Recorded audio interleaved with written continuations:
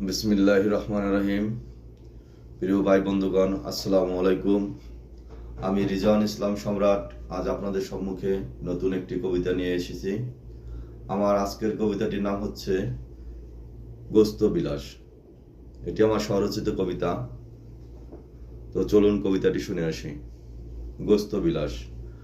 মনের পশু মনে রইল, কিবা করলে কোরবানি, হিংসা বিদ্বেষ অহংকারে মাটিতে পড়ে না চরণখানি।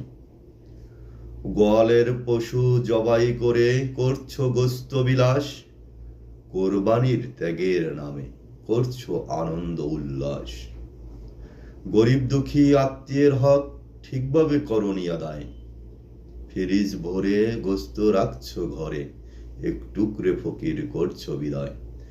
এমন লোক দেখানো কোরবানিতে কিবা দিলে বিসর্জন, কেমনে কবুল হবে কোরবানি, কেমনে হবে আল্লাহর সন্তুষ্টি অর্জন। কোরবানি নিয়ে করছো ঠাট্টা, কিনছো গরু ছাগল সুদ ঘুষের টাকায়, বড় সড়ো পশু কিনতে প্রতিবেশীদের সাথে নামছো প্রতিযোগিতায়। হায় রে মানুষ এমন অবুঝ, হও তোমরা কেমন করে, কি জবাব দিবে বলো হাসরে প্রভুর প্রশ্নের উত্তরে।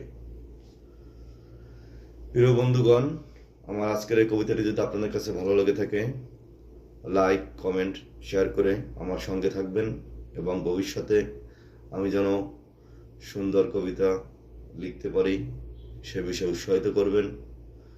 তো সকলের প্রতি ভালোবাসা রেখে আজকের মতো আমি এখানে বিদায় নিচ্ছি। আসসালামু আলাইকুম।